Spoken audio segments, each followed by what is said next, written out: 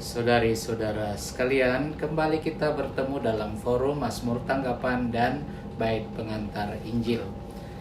Salam damai sejahtera untuk kita semuanya.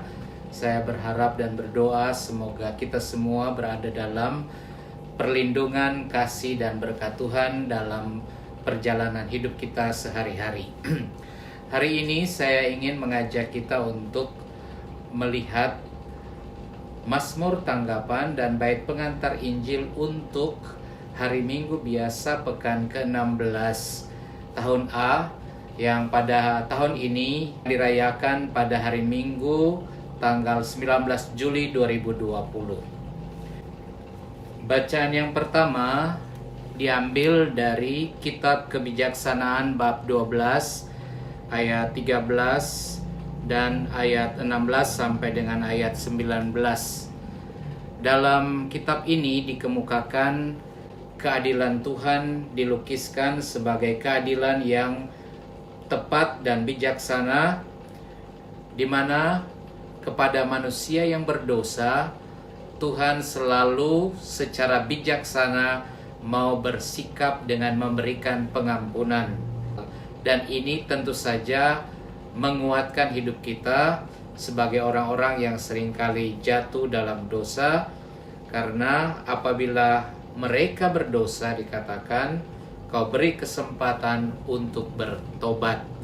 Sesudah itu kemudian akan dinyanyikan Mazmur Tanggapan dari Mazmur 85, di mana ulangannya atau refrennya, pujilah, puji Allah Tuhan yang Maha Rahim. Kemudian menyusul bacaan kedua yang diambil dari surat Rasul Paulus kepada jemaat di Roma. Dalam bacaan ini Paulus bicara mengenai bagaimana doa-doa kita, di mana memang doa itu bagian dari hidup kita sehari-hari. Kita sudah sering berdoa, tetapi kadang-kadang memang kenyataannya kita tidak tahu bagaimana seharusnya berdoa. Dan dikatakan hanya dengan roh Allah dalam diri kita itulah yang akan membantu kita untuk dapat berdoa sungguh-sungguh.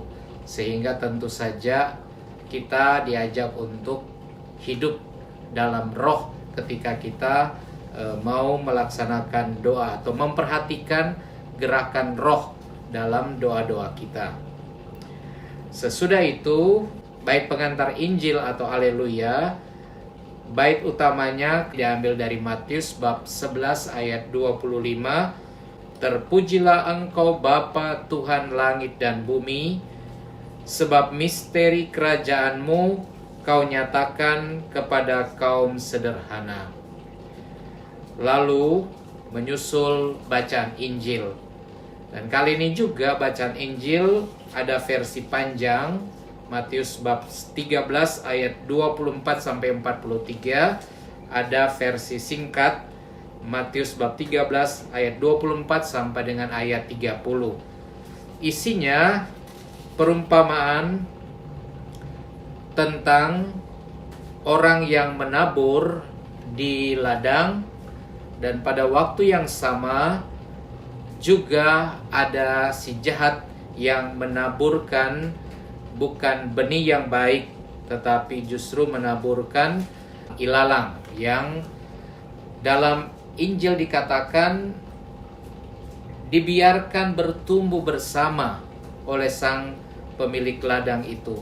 Nanti pada waktunya ketika musim panen tiba, maka dikumpulkan lebih dahulu ilalang, baru kemudian dikumpulkanlah buah-buah, ya, benih yang baik itu. Dalam kehidupan sehari-hari, kedua aspek ini selalu akan tumbuh bersama.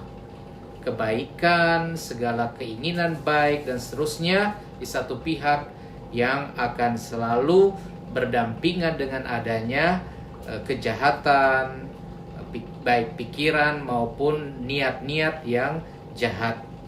Nah, bagaimana kita bisa keluar dari situ dalam keheningan, selalu mampu untuk membeda-bedakan bagaimana gerakan roh, dan lama-kelamaan kita mampu untuk membedah mana yang baik dan melakukannya, dan mana yang tidak baik kemudian tidak melakukannya. Dari situ pertumbuhan rohani kita akan semakin baik. Terima kasih atas perhatian saudara-saudari sekalian. Selamat merayakan hari Minggu biasa pekan ke-16. Tuhan kiranya memberkati kita semuanya. Amin.